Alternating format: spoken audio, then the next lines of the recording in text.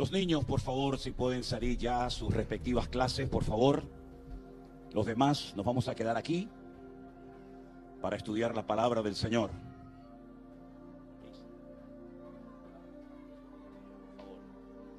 Gracias, Señor Jesús.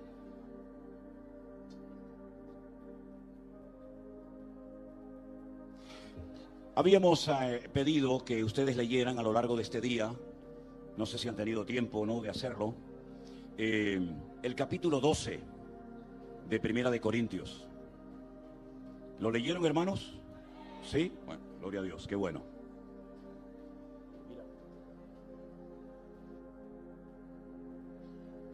Abramos nuestras Biblias por Primera de Corintios, por favor, el capítulo 12.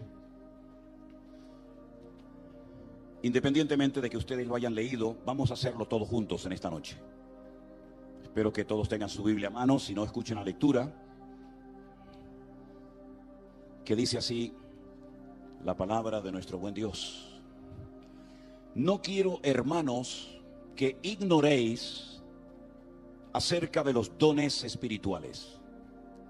Sabéis que cuando erais gentiles, se os extraviaba llevándoos como se os llevaba a los ídolos mudos. Por tanto, os hago saber que nadie que hable por el Espíritu de Dios llama anatema a Jesús. Y nadie puede llamar a Jesús Señor sino por el Espíritu Santo. Ahora bien, hay diversidad de dones, pero el Espíritu es el mismo.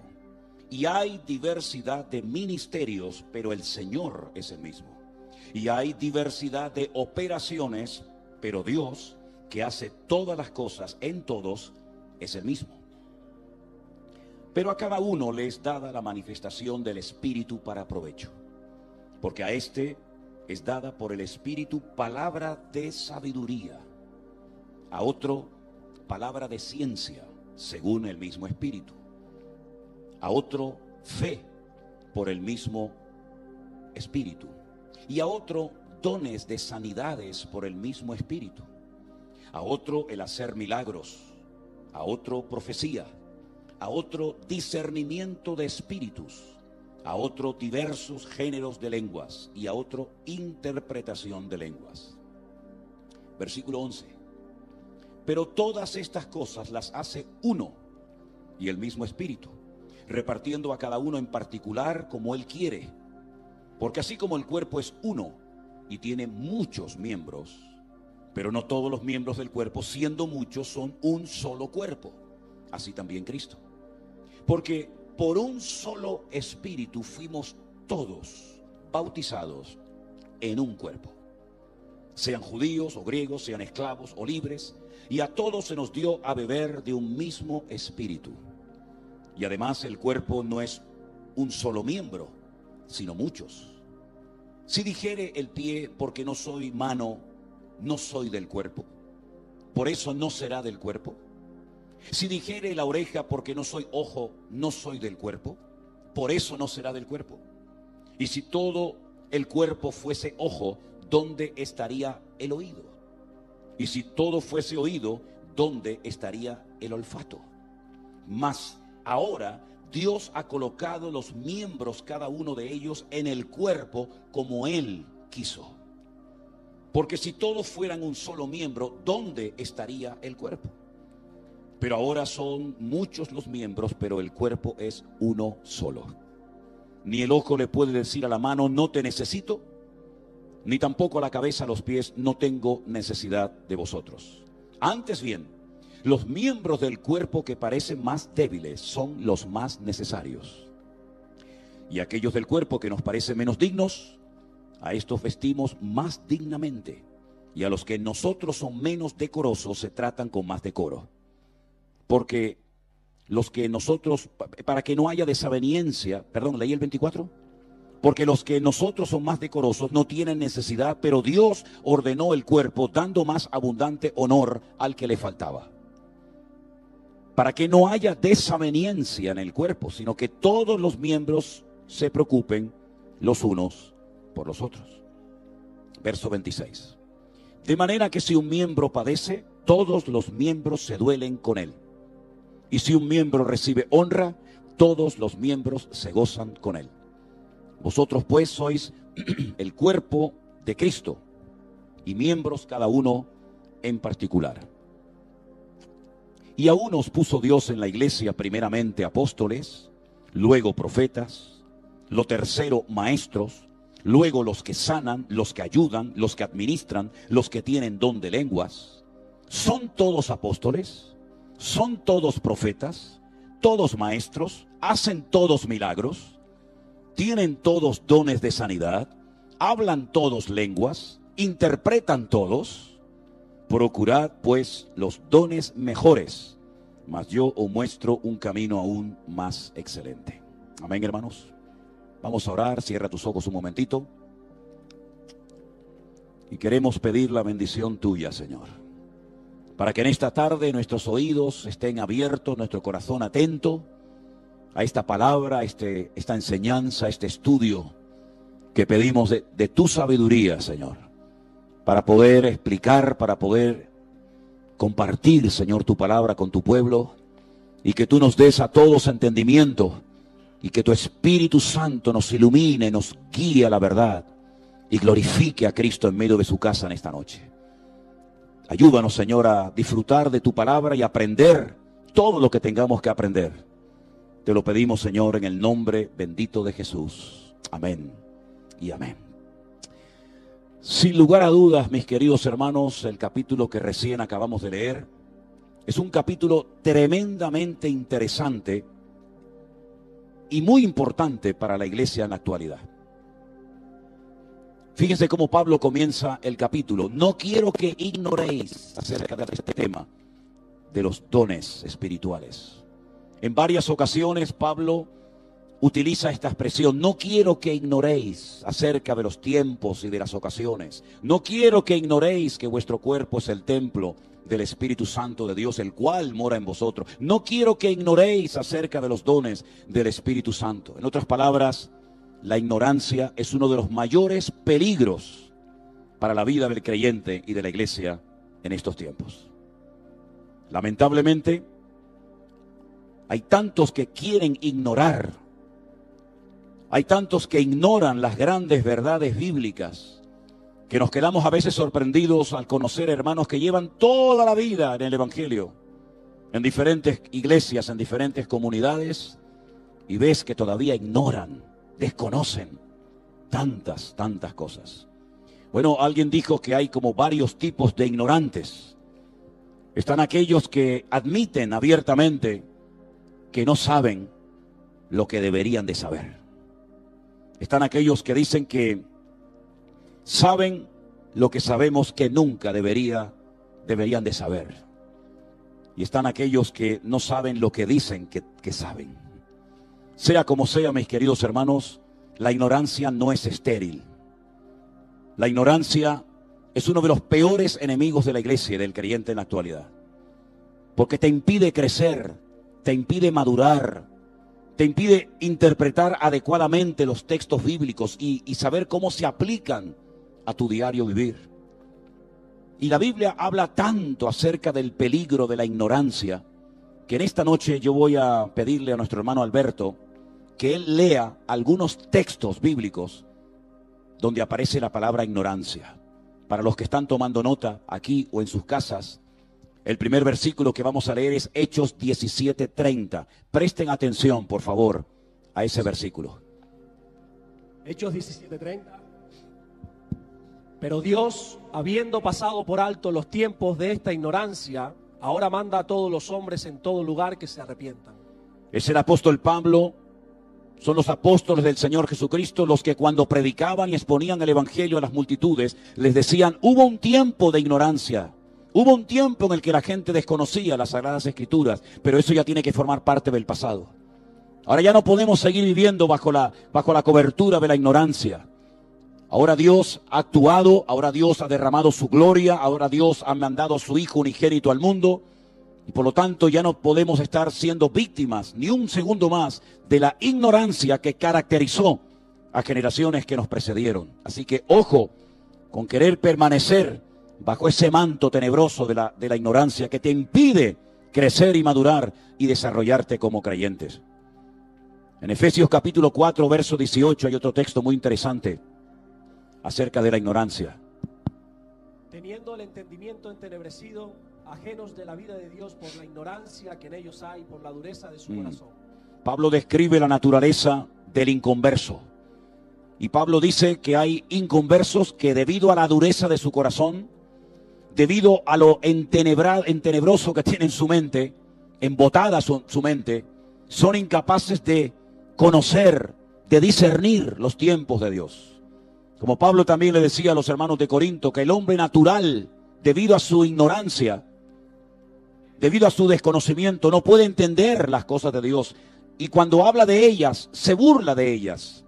Para él son locura. Dice, para el hombre espiritual más bien es todo lo contrario. El hombre espiritual todo lo discierne, todo lo interpreta adecuadamente, sabe lo que es para su época, sabe lo que es para otra generación, etcétera, etcétera. Así que la ignorancia no es estéril. La ignorancia mata y hace un daño tremendo a la vida de la iglesia. Tenemos el texto de 1 de Timoteo 1:13, que también lo vamos a leer en esta noche. Habiendo yo sido antes blasfemo, perseguidor e injuriador, mas fui recibido a misericordia porque lo hice por ignorancia en incredulidad. Pablo no tiene ningún temor en admitir que lo que él hacía, sinceramente equivocado, creyendo que tenía que perjudicar a aquellos cristianos, creyendo que tenía que neutralizar el crecimiento de aquel nuevo movimiento, él creía que ese era su deber, su obligación. Dice, pero yo hice muchas cosas tremendas. Incluso dice que fue testigo de la muerte del mártir Esteban. Dice, pero todas esas cosas terribles que hice, en el fondo, admito que las hice bajo la ignorancia, bajo el poder de la ignorancia que me embruteció y me hizo creer en mentiras como si fueran verdades. Y el último texto que vamos a leer se encuentra en 1 de Pedro 1:14 y el 2:15 también se va a leer. 1 de Pedro 1:14, como hijos obedientes no os conforméis a los deseos que antes teníais estando en vuestra ignorancia. Los deseos que antes nos dominaban, lo que antes nos hacía perder el tiempo, a lo que antes le dedicábamos toda nuestra energía y todas nuestras capacidades, todo eso estaba impregnado de una ignorancia tremenda que nos hacía elevar nuestras oraciones a los que nunca teníamos que haber elevado y dirigido nuestras oraciones, que nos hacía creer en tradiciones y en leyendas y en supersticiones totalmente equivocadas, y todo eso fue el fruto y el resultado terrible que produce en el ser humano la ignorancia. Y el último, 1 de Pedro 2:15.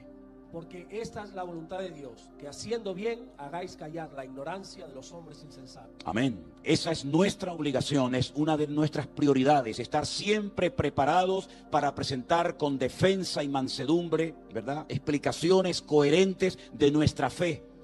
Porque nuestra fe no es una fe ciega, no es una fe irracional, es una fe que está basada en la palabra de Dios, en hechos concretos y específicos, donde hay, por ejemplo, la ayuda de la arqueología, la ayuda de la literatura y otras ciencias que nos ayudan a exponer de una forma racional y pensante nuestra fe y nuestra creencia en nuestro Dios. Ahora, volviendo al tema de los dones, de las herramientas que Dios ha provisto a la iglesia, que los conocemos como los carismas o los dones del Espíritu Santo, permítame decirles que nuestra postura ante este tema es la siguiente.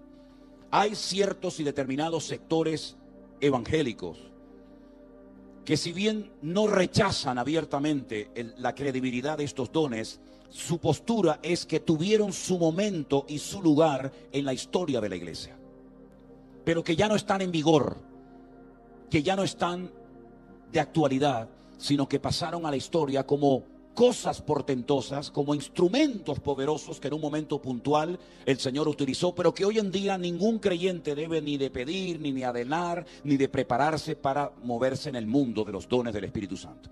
Evidentemente, y quiero dejar bien claro, nosotros no compartimos esa postura, sino que nosotros creemos y afirmamos que todo lo que Dios nos ha dejado en su palabra, y este tema específicamente de los dones del Espíritu Santo, no ha caducado, ni ha pasado a la historia.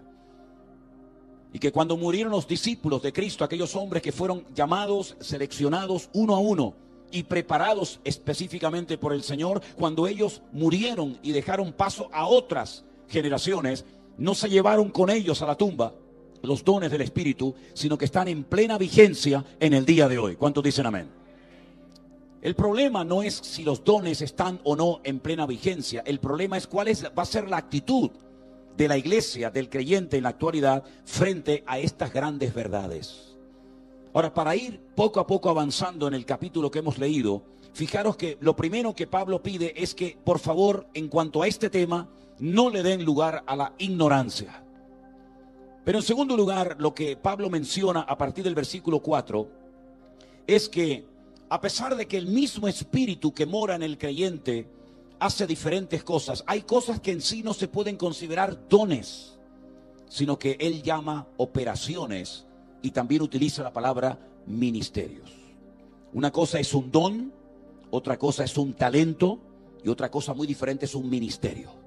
Si ustedes quieren saber más acerca de los ministerios, Pablo también habla en la carta a los Efesios de los 5 ministerios, de los 5 especialistas que Dios ha capacitado a lo largo de la historia para perfeccionar a los santos para la obra del ministerio, para que todos lleguen a la altura y al nivel del conocimiento de Cristo, a un varón perfecto.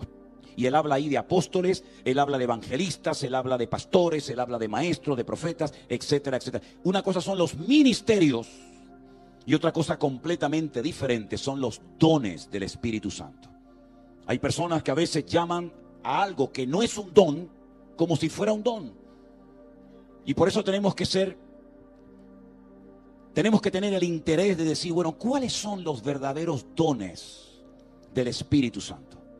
Solamente hay 2 lugares en la Biblia donde aparece la lista de los dones del Espíritu, que están a disposición y activos hoy en día para la vida de la iglesia. Una de esas listas, si les interesa leerla, se encuentra en Romanos capítulo 12. Romanos capítulo 12 menciona una serie de dones muy interesantes, todos y cada uno de ellos en plena vigencia. Y la segunda y última lista que aparece de dones del Espíritu Santo es esta que hemos leído en esta noche, Primera de Corintios capítulo 12. Nos vamos a ceñir a la lista que Pablo menciona en Primera de Corintios capítulo 12. Si habéis contado, os habéis dado cuenta, él en esta ocasión menciona 9 dones. Vamos a volver a leerlos. Versículo 8. Y contamos.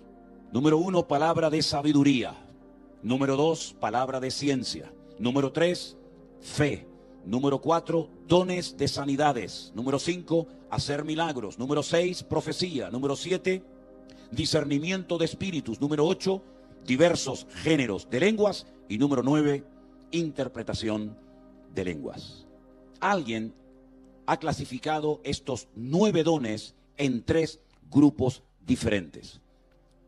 Algunos consideran que el don de sabiduría, la palabra de ciencia, el discernimiento de espíritu, entran dentro de la clasificación que vamos a llamarla dones de revelación. Repito, dones de revelación, palabra de sabiduría, palabra de ciencia y discernimiento de espíritus.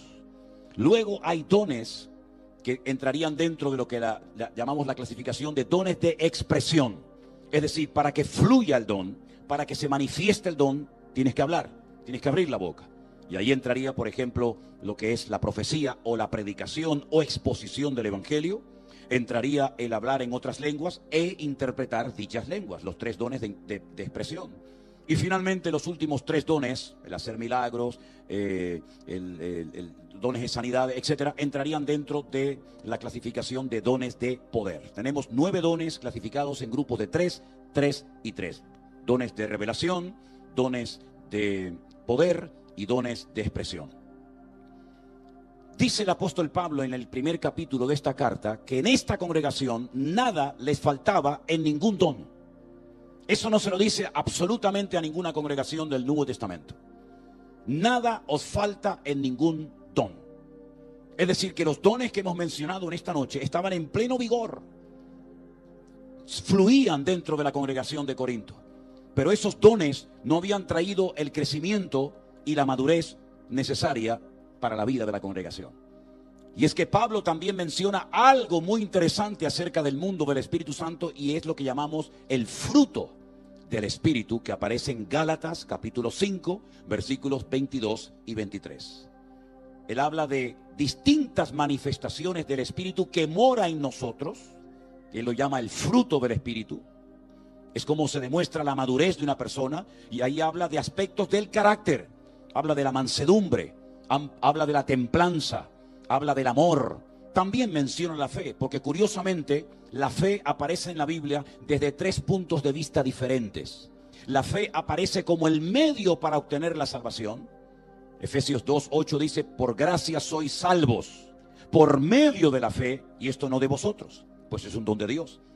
Sin fe es imposible agradar a Dios. La fe es lo que nos permite acercarnos a ese Dios invisible, a ese Dios que no se puede medir, que no se puede pesar, que no se puede, digamos, poner en una balanza, ponerlo delante de nosotros, no se le puede hacer una figura, ¿verdad?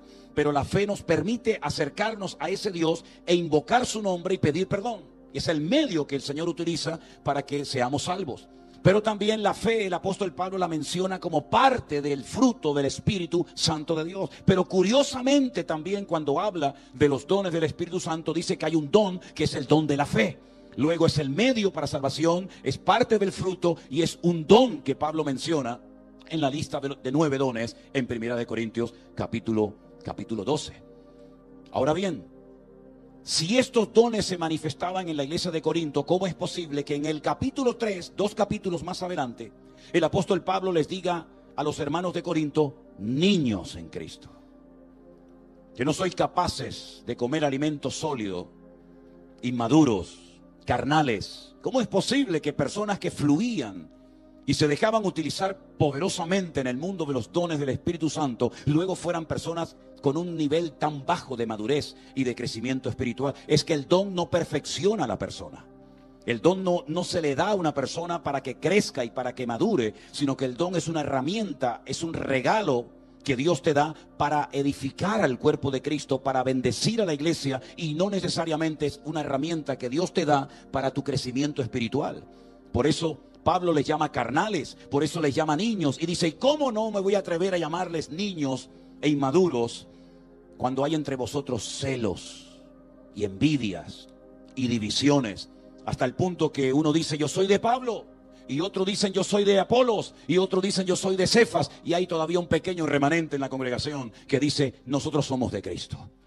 Pablo dice: ¿quién es Pablo? ¿Quién es Apolos? ¿Quién es Cefas? Simplemente instrumentos utilizados por la mano del Señor, pero el crecimiento en definitiva quien lo ha dado es el Señor, ¿verdad?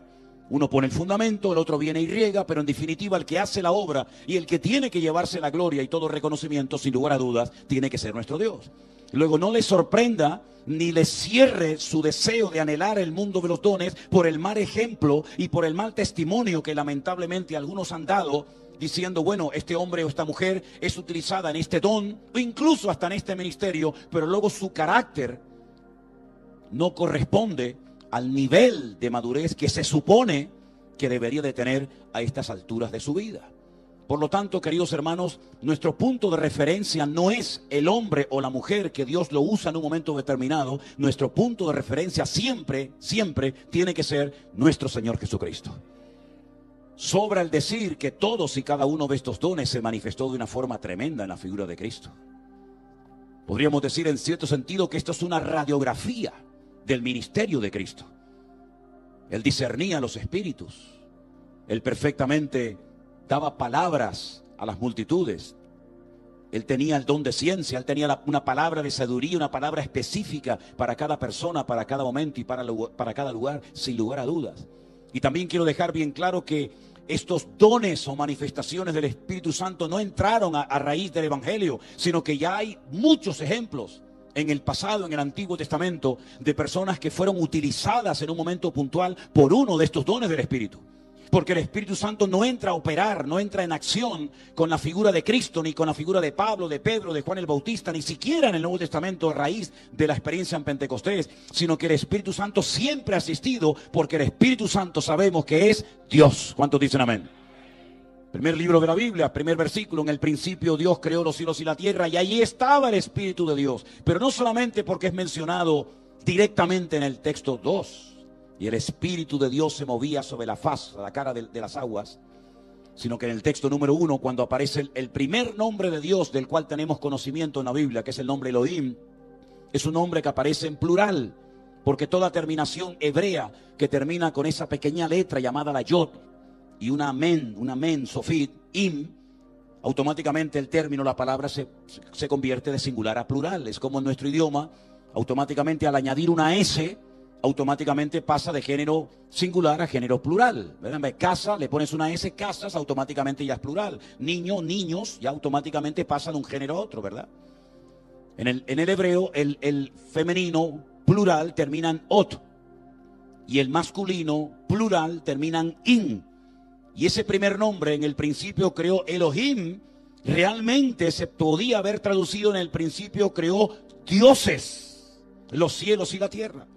Porque realmente esa traducción de Elohim a dioses también aparece en el texto bíblico. Por ejemplo, en Éxodo capítulo 20, cuando dice, Lo yishleja Elohim al panay, no tendrás dioses ajenos, extraños, delante de tu cara. No tendrás dioses ajenos. Y esa palabra dioses es exactamente la misma que Génesis 1:2, donde dice que en el principio Dios, Elohim, creó los cielos y la tierra. Pues la palabra Elohim, que es un término polivalente, se utiliza para describir a Dios, pero también se utiliza para hablar de los dioses falsos. Y hay un tercer ejemplo en el libro de los Salmos, donde se emplea la palabra, el término Elohim, para hablar de los jueces. Dios está en la reunión de los dioses. Y claro, uno dice de los dioses, que hay como una especie de conglomerado de dioses, una especie de mitología griega, romana, pagana. No, sino que los jueces, por la prerrogativa de ejercer justicia en las personas, se supone, también se les compara con Dios en el sentido de que imparten justicia, como nuestro Dios es un Dios justo. Ahora bien, cuando vamos al Nuevo Testamento, nos encontramos que ese Dios que se ha manifestado de diferentes formas y maneras y ha hablado de muchas formas distintas a lo largo de la historia, ha decidido en la última y final revelación, por su parte, morar en el creyente, manifestarse en el creyente. Pero ya tenemos puntos de referencia en el Antiguo Testamento que cuando una persona se deja, y subrayo, se deja utilizar por el Señor le puede utilizar en cualquiera de estos dones, y a veces no eres ni consciente de que el Señor te está utilizando en uno de estos dones. Miren, por ejemplo, la visita de aquel pagano leproso al cual se le da testimonio en su país de que hay un profeta en Israel que si ora por él puede llegar a ser sanado. Este hombre llega hasta Israel creyendo que el profeta Eliseo le va a hacer un recibimiento espectacular, y nada más lejos de la realidad. Ni siquiera sale al recibirlo, sino que manda a su criado, a su siervo, a su ayudante Giesi, y le dice: ve a lavarte al río Jordán, zambúllete, métete varias veces y tu piel se convertirá como la piel de un niño. La Biblia nos enseña que aunque al principio Naamán no estaba muy de acuerdo con este tratamiento, finalmente es sanado, y entonces él quiere recompensar al varón de Dios. Él quiere de alguna manera pagar, él quiere de alguna manera premiar al profeta por el milagro que Dios ha hecho a través de su vida. Pero Eliseo dice: no voy a recibir absolutamente nada de ti. Y este hombre se marcha otra vez a su país. Su criado, Giesi, no quiere desperdiciar la oportunidad de llenarse los bolsillos, de financiar su vida con el don que Dios le ha dado a su señor, y va detrás de él y le dice: mi señor me manda, como diciendo, bueno, ha pensado mejor la oferta. Y entonces dice que él recibe aquellos dones, aquellos regalos de este centurión o de este militar, los lleva a su casa y los esconde, y nadie se ha enterado de lo que aquí ha sucedido. Cuando entra en la habitación donde su señor Eliseo está, le dice: Giesi, ¿de dónde vienes? Y Giesi le dice: yo no he ido a ninguna parte, señor. Y es entonces cuando entra en operación el don de ciencia, que es una revelación del pasado.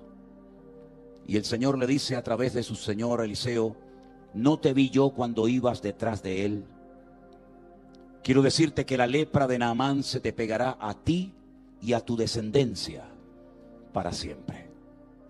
Esa es una demostración de cómo fluye, de cómo opera el don de ciencia en una vida, en una persona.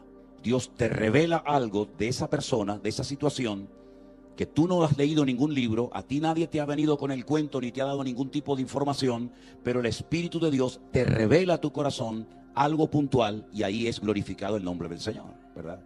Es como cuando el Señor Jesucristo le dice a Natanael: he aquí un verdadero israelita. Natanael se queda sorprendido y le dice al Señor: Señor, yo nunca te he visto, nunca nos hemos encontrado. Y el Señor le dice: bueno, tú a mí no, pero yo te he visto a ti desde que estabas debajo de la higuera.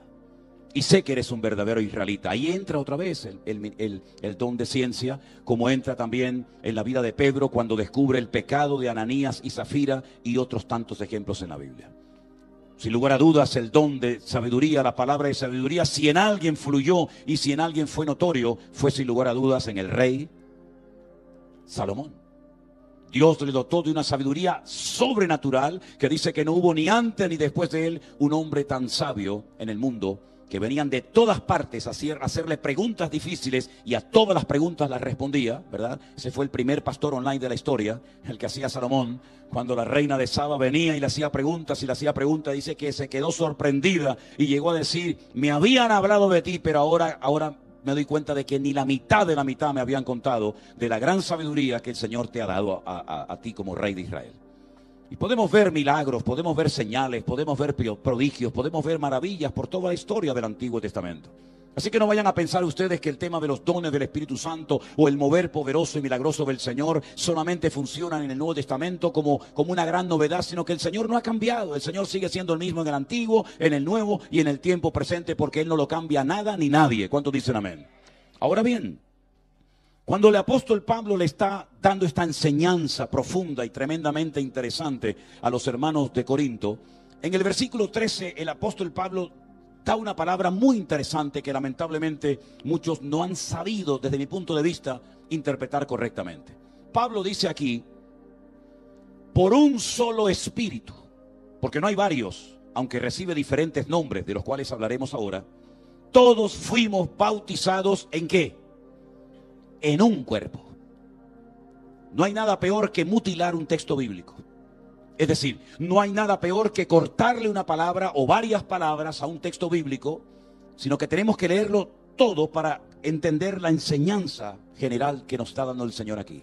Por un mismo espíritu fuimos todos bautizados, pero ¿en qué? En un cuerpo. Fuimos todos introducidos en el cuerpo ¿de quién? De Cristo, que es la iglesia.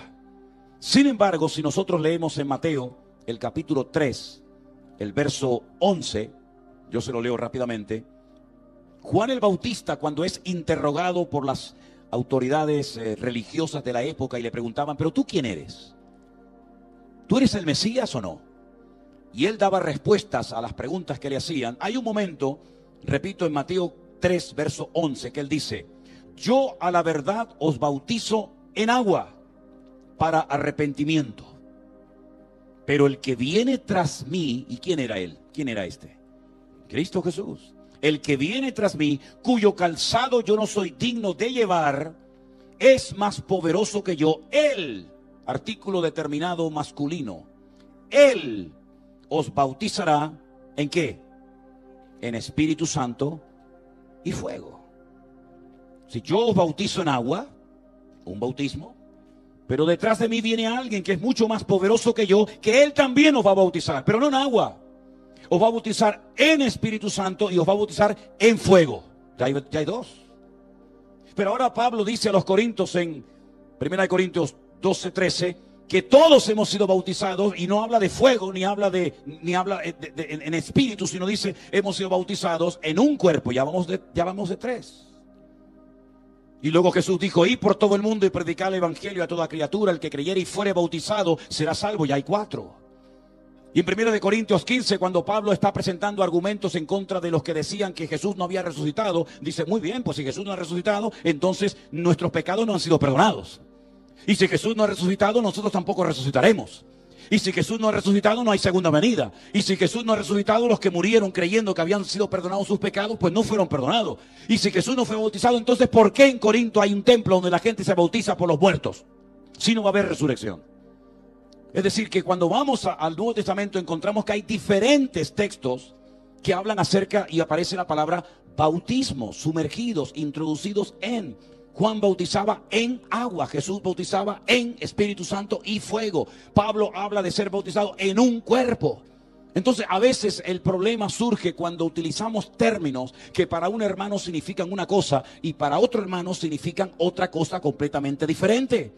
Si usted, por ejemplo, habla con un hermano, digamos, de un trasfondo pentecostal, para un pentecostal, el que no habla en lenguas no tiene al Espíritu Santo. Pero un hermano que nunca ha hablado en lenguas y que probablemente a lo mejor nunca habla en lenguas, porque dicho sea de paso, tampoco es obligatorio hablar en lenguas, ¿yo? Amén. Él dice, yo he sido bautizado, porque la Biblia dice, yo he sido bautizado por un mismo Espíritu, ¿verdad? Y están hablando 2 horas, 3 horas, y discuten el uno que si tengo, que si no tengo, que si hablo en lengua, que si no hablo en lengua, y uno va en FM y otro va en AM, y es una conversación en paralelo donde nunca se van a encontrar el uno con el otro. Porque para él bautizado significa una cosa y para el otro significa otra cosa completamente diferente. Y por eso tenemos que saber el significado de cada uno de estos bautismos que se mencionan en la Biblia. Fue el Espíritu Santo el que nos convenció de pecado y nos metió en Cristo, nos metió en su cuerpo, nos metió en su iglesia. Amén, hermanos. Pero ahora que estoy dentro de su cuerpo y dentro de su iglesia, hay otras posibles experiencias a través de las cuales el Señor puede utilizar también nuestras vidas. Y hermanos, cuando nosotros vamos, por ejemplo, al libro de los Hechos y nos encontramos aquel grupo fiel, aquel remanente de hombres y mujeres que esperan durante aproximadamente una semana en el aposento alto algo que ellos no tienen ni idea de lo que va a consistir aquella experiencia. Cuando el Señor le dice, id y esperad la promesa del Padre, esperad la promesa del Padre, lo que está bien claro, y hay que ser muy ciego para no entender que lo que pasó allí fue algo muy impactante y que les transformó la vida a aquella gente. Y dice la Biblia, curiosamente, que se repartieron lenguas como de fuego, que se metieron, que se asentaron sobre cada uno de ellos.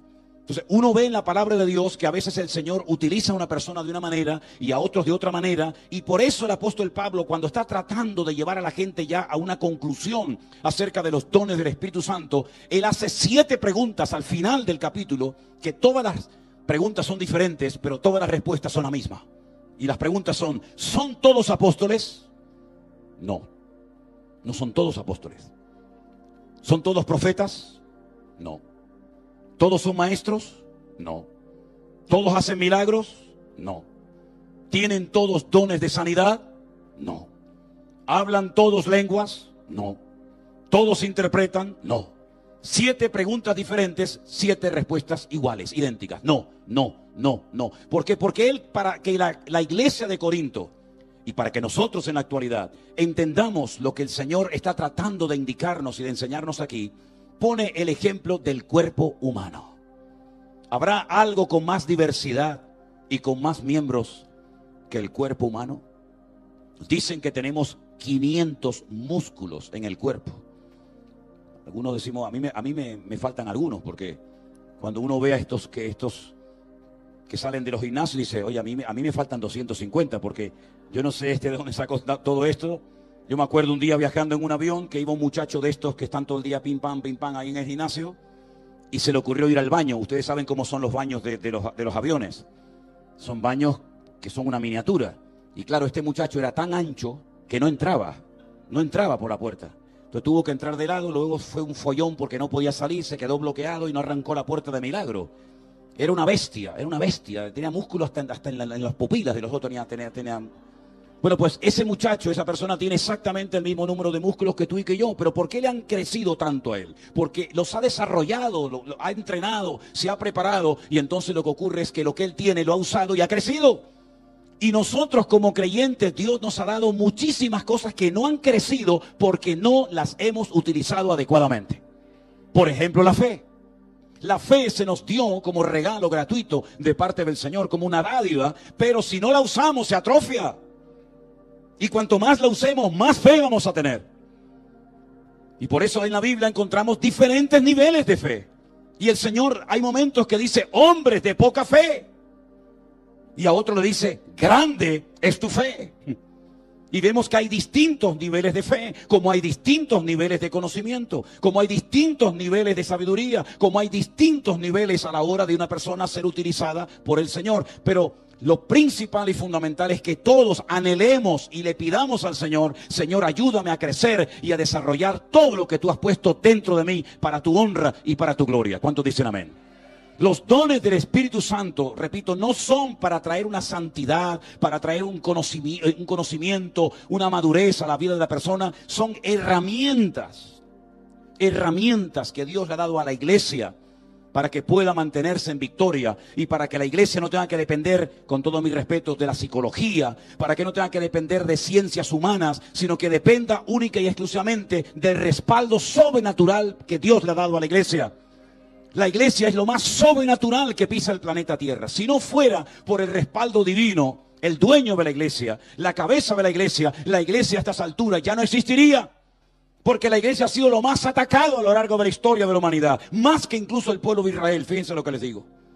La iglesia ha sido atacada de dentro, de afuera, de arriba, de abajo, por hermanos, por inconversos, por políticos, por demonios. Por todas partes la iglesia ha sido perseguida, asediada y casi se llegó a creer que en Europa, en la Edad Media, ya había sido extinguido el evangelio. Pero hay una promesa para nosotros, y es que las puertas del Hades, es decir, la influencia del infierno, no va a prevalecer jamás por encima de la iglesia. Pero la iglesia no anda por experiencia, la iglesia no anda por emociones, porque no es con espada, no es con ejército, sino es con mi Santo Espíritu, dice el Señor.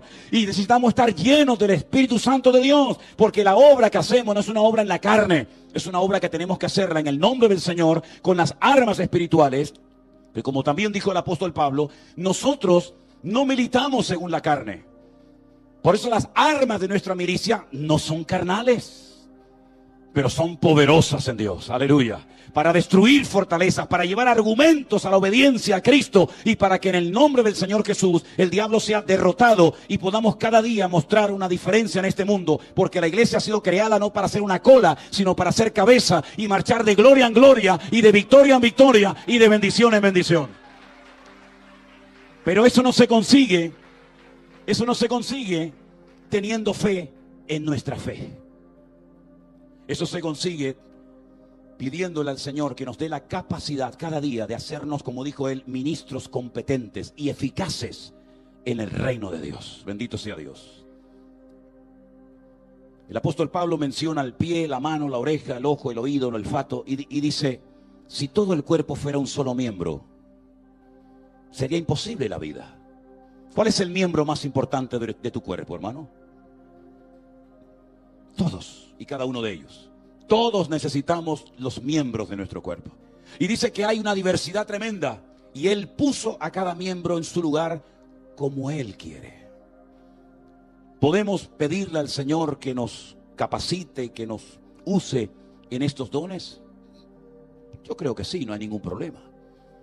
Pero lo que estoy totalmente en desacuerdo es decirle al Señor en qué área tú quieres simplemente ser utilizado, descartando otras áreas donde el Señor te podía haber utilizado, pero te has cerrado y no le has permitido al Señor que te sorprenda. Porque yo creo que el Señor todavía tiene la capacidad de sorprender a aquellos hombres y mujeres que se quieren dejar sorprender por las manos del Señor.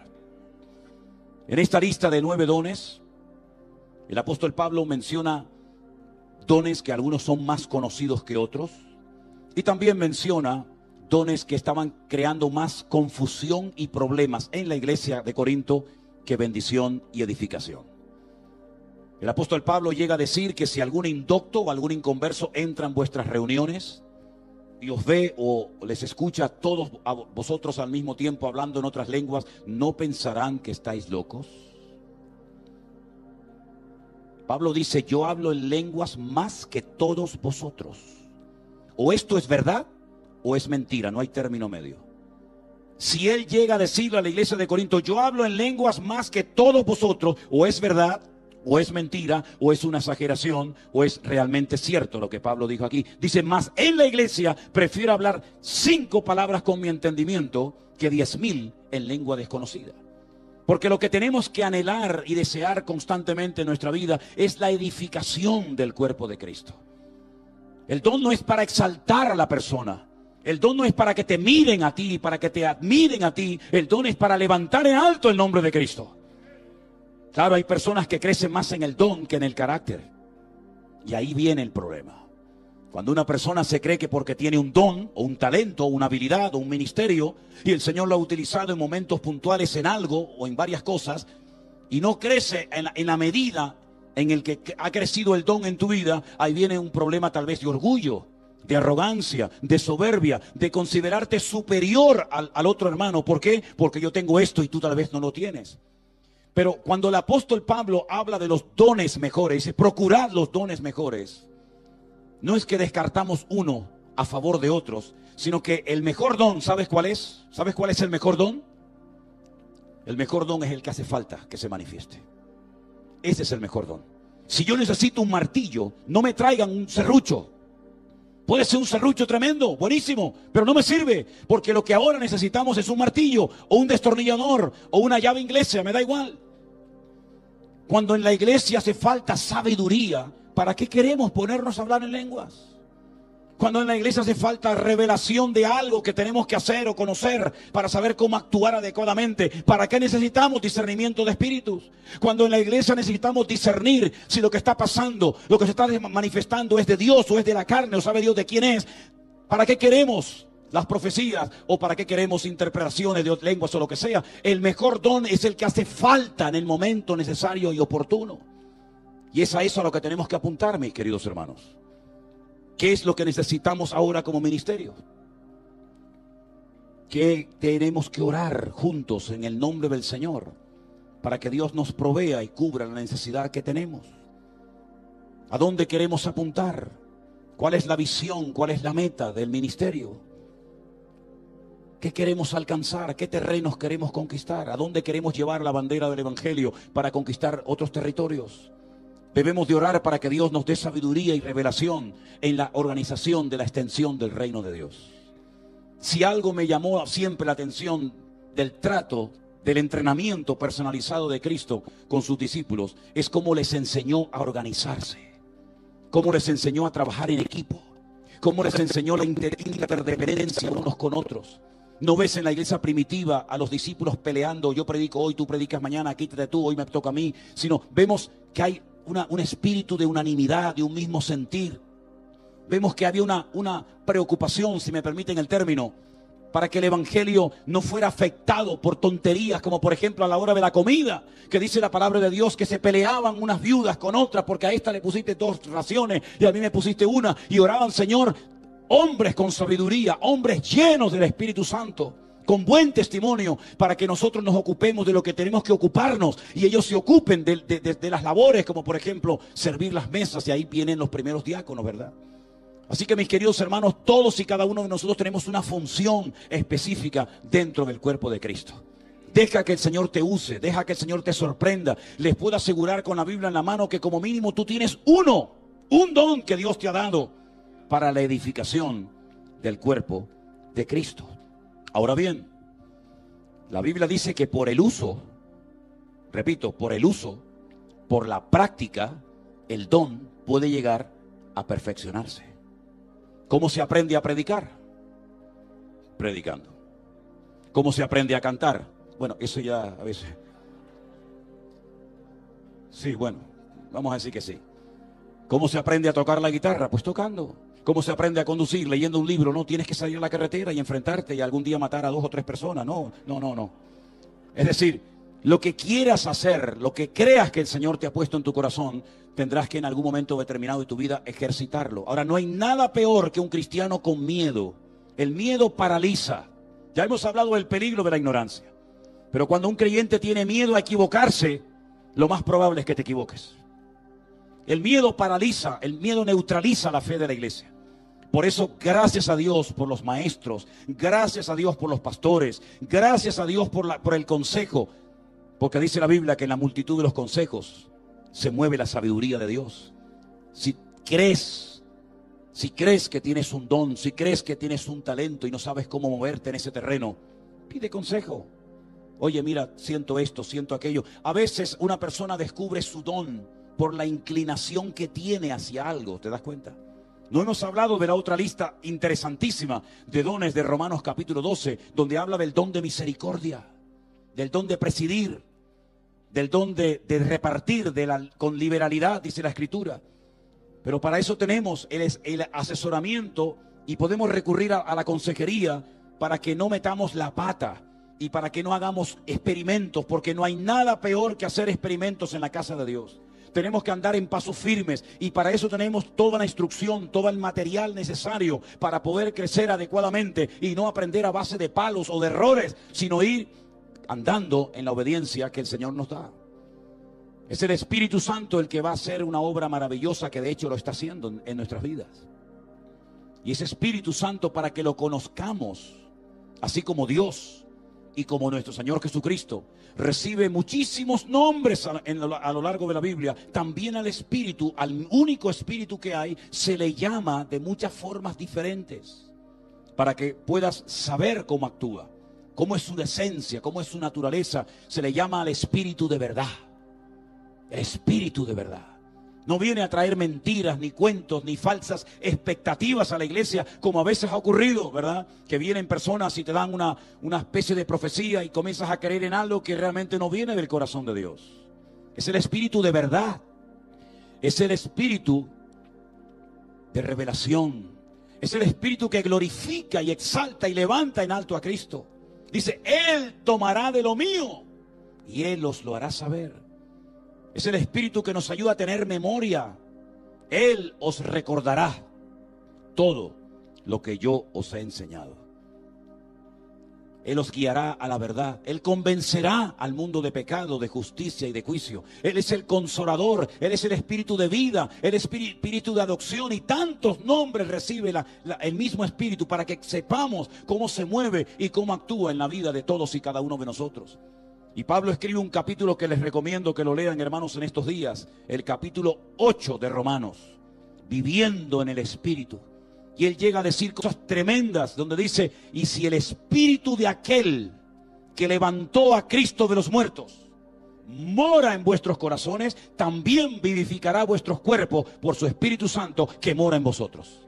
En otras palabras, la iglesia ya ha sido capacitada sobrenaturalmente para cumplir los objetivos para los cuales el Señor nos ha puesto en este momento de la historia. Nosotros ya sabemos perfectamente por qué estamos aquí. Nosotros no tenemos que pensar y decir, bueno, nosotros ya sabemos a lo que nos ha puesto y a lo que no nos ha puesto el Señor. Sabemos cuáles son las señales que no vamos a ver. Y también sabemos las señales que sí vamos a ver. Porque el tiempo acompaña a la señal y la señal acompaña al tiempo. Y sabemos perfectamente a lo que Dios nos ha llamado y a lo que Dios no nos ha llamado.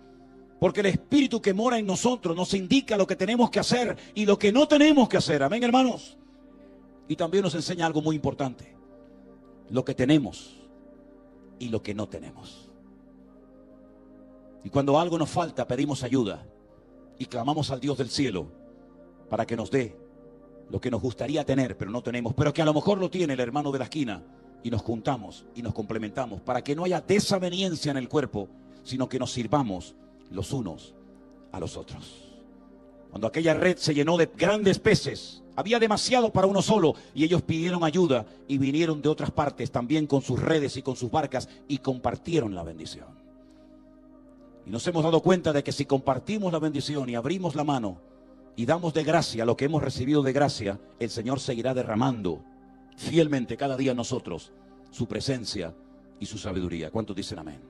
Así que, mis queridos hermanos, para concluir en esta noche, anhelen y pídanle al Señor: usa mi vida como tú quieras, mientras yo esté en el cuerpo de Cristo en este mundo, Señor. No seas indiferente ante lo que Dios quiera hacer. Ya sé que ha habido malos ejemplos a lo largo de la historia, también ha habido muchos buenos ejemplos a lo largo de la historia. Ya sé que ha habido personas que a lo mejor no se han comportado adecuadamente y tenían tal vez un don genuino de parte del Señor, pero repito, tu punto de referencia no son los otros ministerios o las otras denominaciones o iglesias. Tu punto de referencia siempre es Cristo Jesús, nuestro Señor. Y a nosotros todavía no nos ha fallado nunca el Señor, ni nos va a fallar jamás, sino que hemos visto su gracia y su fidelidad cada día sobre todos y sobre cada uno de nosotros. Y para concluir, decía el apóstol Pablo: y quiero que seáis llenos del Espíritu Santo. Y ponía el ejemplo del ebrio, del borracho. No os embriaguéis con vino, en lo cual hay disolución, antes bien sed llenos del Espíritu Santo. Y uno dice: ¿y eso cómo se consigue? Pues hablando entre vosotros con salmos, con himnos y cánticos espirituales, alabando y dando gracias al Señor por todo el que mora en vuestras vidas y en vuestros corazones. En otras palabras, es crear un ambiente, es crear una atmósfera espiritual para que Él se sienta cómodo y a gusto y utilice nuestra vida conforme a su voluntad. Porque no nos olvidemos que al Espíritu le llamamos Espíritu Santo. ¿Cuántos dicen amén? En otras palabras, la santidad, el orden, es la característica que tiene que identificar a una verdadera iglesia y a un verdadero mover de Dios. Por eso insistimos constantemente: ponga su vida en orden, hermana, ponga su vida en orden, hermano, su matrimonio, sus hijos, su economía, su familia, sus emociones, sus sentimientos, sus recuerdos, ponga su vida en orden, porque eso es lo que va a atraer, si me permiten, la presencia soberana de Dios, porque Dios se mueve en la santidad y con el quebrantado y humilde de corazón. Cierra tus ojos, por favor. Oramos a nuestro Dios en esta noche. Aleluya. Gracias, Jesús. Gracias, mi Dios Todopoderoso. Gracias, Señor. Hoy el Señor nos ha hablado acerca de la importancia de buscar su rostro, su presencia, su santidad. Aleluya. Hoy el Señor ha puesto en nuestros corazones que anhelemos los dones del Espíritu Santo y que no seamos ignorantes en cuanto a ninguno de ellos. Hoy el Señor nos ha hablado acerca de la importancia de conocer este mundo y de saber movernos adecuadamente en este terreno.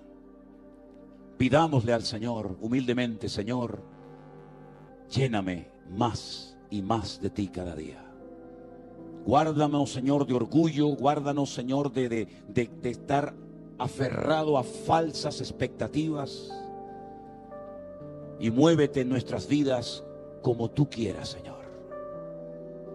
Cuando el Espíritu Santo, cuando el Señor, utilizando el poder de su palabra, sopla en un corazón, transforma esa vida, y lo que 1000 sermones o 1000 consejos no lograron hacer, el Señor lo puede hacer en un minuto, porque para Él no hay nada imposible.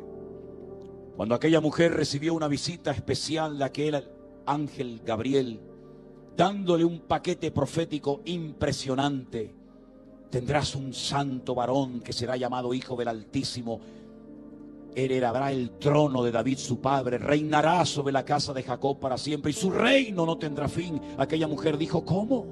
¿Cómo? ¿Cómo se va a cumplir todo esto?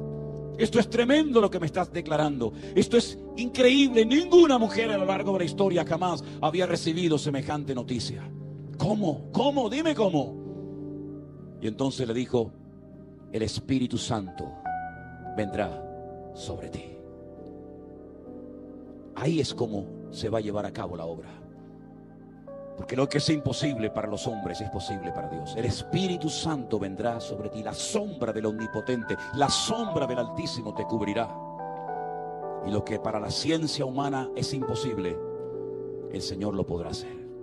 Hoy te preguntas: ¿cómo, Señor, voy a solucionar esta situación? Hoy te preguntas: ¿cómo se va a abrir esta puerta? Hoy te preguntas: ¿cómo, Señor? Y el Señor dice: el Espíritu Santo que mora en ti, Él lo hará.